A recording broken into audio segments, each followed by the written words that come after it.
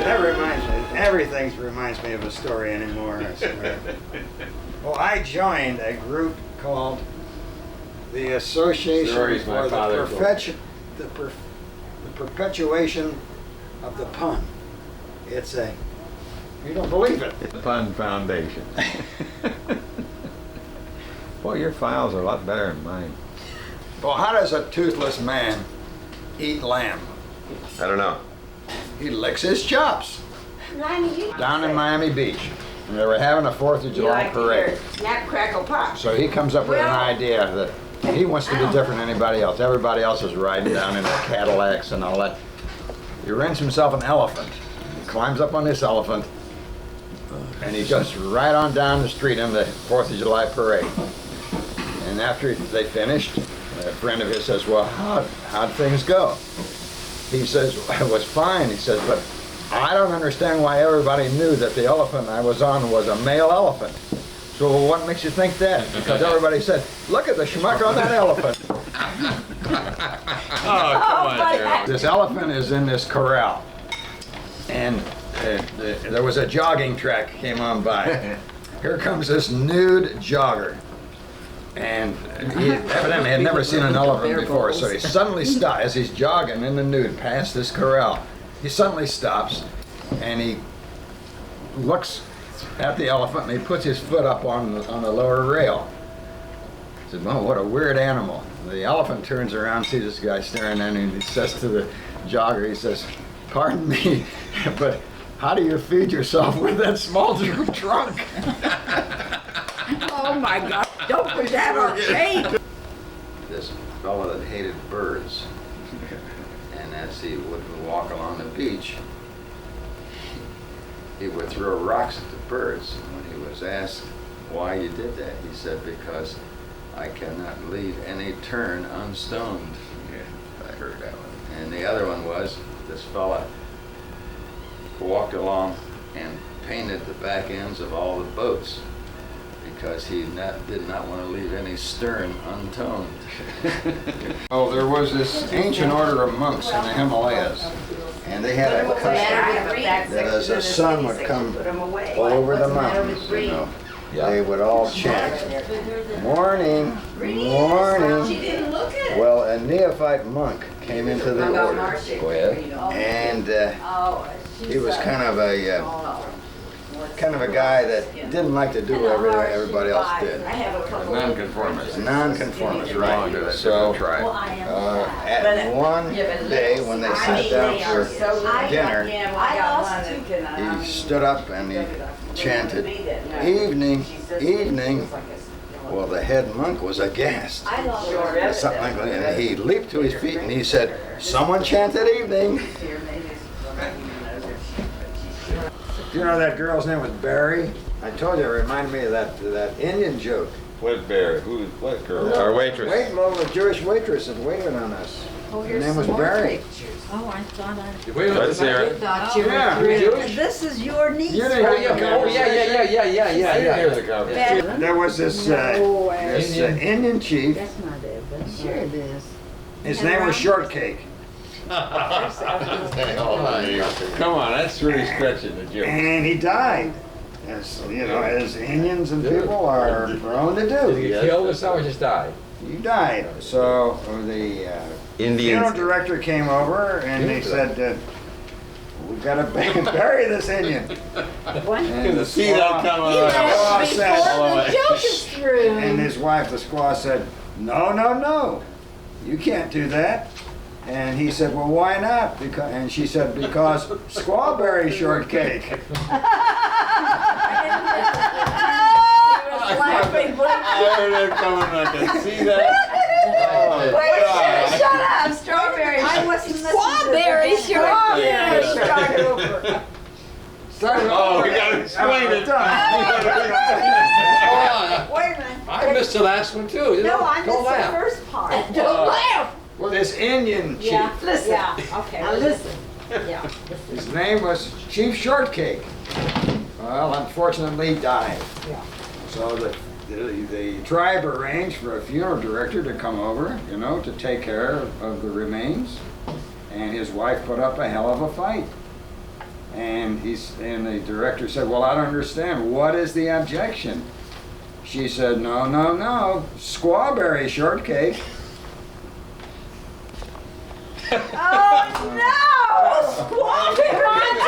Come on, teacher! This quadriplegic Temple bed. comes into the saloon. What little old jewel was. A buddy's still in the saloon. The quadriplegic comes into the saloon. That's a temple business. And he says to the bartender, he says, I want a drink. They're He not says- listening. I'm listening. He says, but you got to help me. He says, would you mind lifting up the glass to my lips? The guy says, no problem. And after he finished his drink, he says, now, I'd like to have a cigarette. Would you mind putting a cigarette in my mouth and lighting it for me? The bartender says, no problem. Finished the cigarette, he says, now, he says, would you mind telling me where the men's room is? The guy said, 4 blocks down that way and 3 blocks to the right. Now this is about the Indian woman, and she same was squaw? no, she was unfortunately she was dying. I don't know, it's just with Indians dying. That's why there's no more Indians around. You've killed them all off. And she Your brother did. had 2 rich sons, and they had accumulated quite a bit of wealth, and they had joined the various fancy clubs, Oh, yeah. yacht That's clubs, the and so old forth. one. You heard I that. remember that one. The old yacht clubs, you know, and, well, they came to see her and she asked how they were and what they had accomplished, and when they told her they had joined the yacht clubs and so forth, she said, well, now I can die peacefully. She says, I've been waiting for the day until I could have red suns in the sail set. Red suns in the sails, okay. Red sails in the sunset. Red suns, okay. The sails. So, big deal. So, Yeah, red sons. Okay, those are her sons. And the sail set, the yacht I club. had to analyze a ton, I'm telling you, it's just awful. In the I don't understand in the sail set. The yacht club, sail set, sails, boats. There she goes. I walked into the bar, and after a couple of drinks, he says to the bartender, he said, I got a stomachache, I gotta get to the bathroom. Where's the bathroom? The guy says, well, you go up the steps, you go down the hall, and you turn to the right. The guy went upstairs, went up the steps, went down the hall, but then he forgot to know where the guy said turn to the right, to the left. So he turns to the left. He can't find a bathroom, but he really has to go. So he opens up a door. There's this empty room. Not a piece of furniture in the room. He goes back in the corner, and he does his business right in the corner. He comes down to this bar room that was full of people when he left, and there wasn't a soul in the place. He says, knocks on the bar. The bartender pops his head up out the bar. He says, what happened? Where are all the people? The bartender says, where were you when the shit hit the fan? This butcher shop was known for its sanitary Listen to her laugh. conditions in the butcher shop. And when the people came into the butcher shop, everything was handled with the tongs. You know, they'd pick up the meat with the tongs, put it in the paper, wrap it all up, and then they would put the tongs back, and then they would go in. But everything was not touched by human hands. Everything was done with the tongs. So this one guy comes in the store one day, and he saw this going on. He said, well, that's great. He says, I wonder, what do you do when you go to the bathroom to make sure that everything is clean? He says, no problem. Just use the tongs.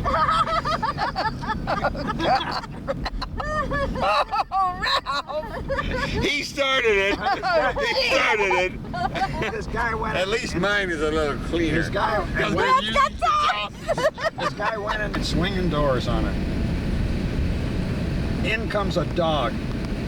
It's got a bandage wrapped around its foot. Slams open the sliding doors, and in a big voice he says, I'm here to get the man who shot my paw.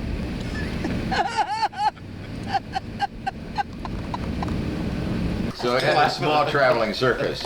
Used to go through the small towns in the Midwest and they'd put on their show.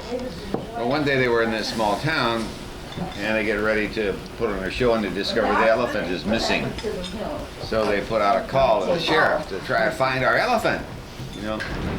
So meanwhile, out on one of these back Oh, farms, she's gonna sit down quick. back farm, a lady calls in No.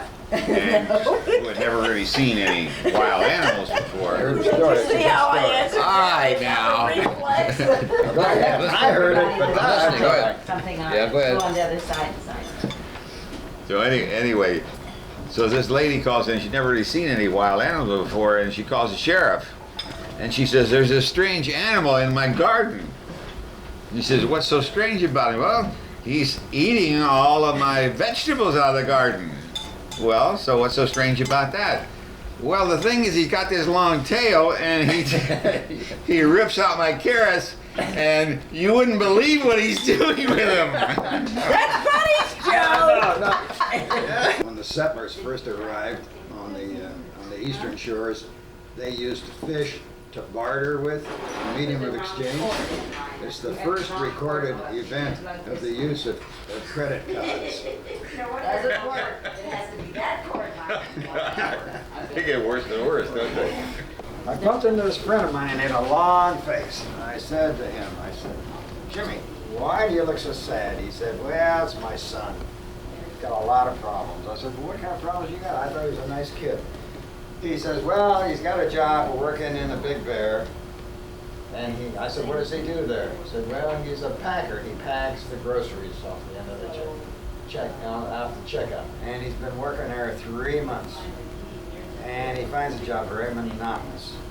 And he wants a change. So he's working right next to the produce department. And they have a fellow there that juices oranges." He said, so he would like to change jobs because he's tired of being a packer. He wants to get into the juicing the oranges. So I said, "So what's the big deal?"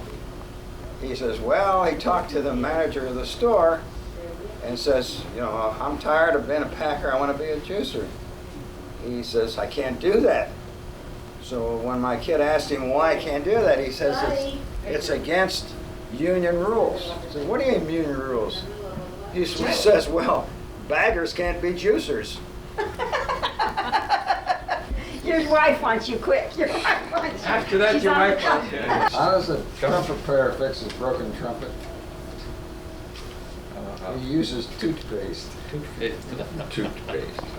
This girl comes into the doctor's office and she says, "I really haven't been feeling well. In the morning when I wake up, I'm kind of sick to my stomach and I have the craving for the strangest kinds of foods." He said, "Well, go into the sitting room or the waiting room or whatever, in the examination room, and take off your clothes and my nurse and I will come in to examine you."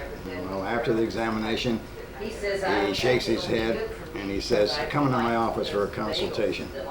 She comes in there and he says, "I hate to tell you this, but you have an extreme case of the Egyptian or syndrome, sometimes called Cairo syndrome." She says, "Oh my goodness, what is that?" He says, "Well, you're going to be a mummy."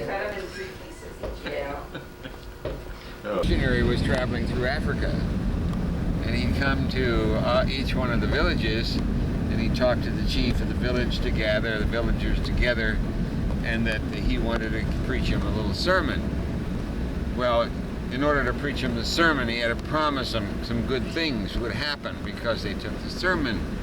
So each one of the chief would gather the villagers together, and he would preach them this sermon. And at the end of the sermon, he says that if you follow what I'm telling you about the Lord and all this, that your crops are going to be very, very good. In the future, your crops will bear all kinds of fruit.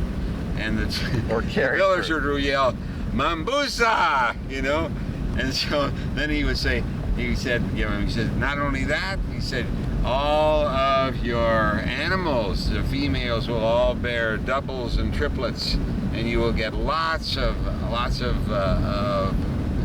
cattle and animals who live, and you will live very well. And they all yelled, Bambusa! And he said, and your wives, if you have wives, they are all going to bear male children. And the crowd would yell, Mambusa! See, and so he was so happy, this missionary was so happy to hear how well all this was being received. So then he finished up and he had to leave to the next village. So he asked the chief, he says, well, how do I get to the next village? He says, that's all right. You could just cut across this field and go directly down the road, and when you go there, you will get to that. He says, but there's a couple of bulls in this field, but you don't have to worry. They don't bother anybody. So he goes, and as he starts to enter the field, he hears the chief, just a minute, I forgot to tell you one thing. Be careful you don't step in a mambusa. There was a politician out west. Yeah. It's the same story. Yeah. So Did you get that, Lina? Yeah, that one she got. this same You doctor, can sit there. Oh, thank you. this same doctor was not satisfied I know. with his income. So he calls in a financial advisor and says, what can I do to increase the amount of money I'm making? Did I open financial them? consultant Yeah, well, says, those are clean. well, out to Eastland I Mall, keep in a different there's place. an empty storeroom. He says, I suggest that you open up an office there and you work there part-time. There's another and lid work in in your there, regular too. office the other Where's that? time. The doctor thinks about it and he says, well, I can't do that. And the financial planner says, well, why not? Sounds logical to me. The doctor says, but I could be sued for malpractice. Hey, look what's happening here. So he says, I'll have some of that. So the guy says, well, he said, I'll have to go outside. I have to do something. So the guy finally comes in, dragging a dog, back in the kitchen. Out comes, and about a half hour later, out comes this guy's order. He says, what the heck is that? He said, well, that's what's called walking the dog. Oh, I don't know these last few jokes of yours. Expert archer, but nobody knows that the Tell family were also wonderful bowlers. In fact, they were so good that a lot of people paid that money for them to represent the companies. Well, it would be a great idea today if companies could do that too, but unfortunately, over the years, their records have been lost, and nobody knows now for whom the Tell's bowl. Yeah, but it's not in there. Ralph, pull in. Excuse me, please. Pull in, Ralph. Now, he's been trying to find his way out of the desert, and he's really in desperate straits, and he needs water. All of a sudden, he sees three figures approaching him. There was a good lawyer, and a bad lawyer, and a unicorn. Now, if you were in this man's position, which one of those three would you ask for directions? No, which one? Think about it. A good lawyer, a bad lawyer, and a unicorn. The good lawyer. No, that's the wrong response. Obviously, you'd ask the bad lawyer because the other two are figments of your imagination.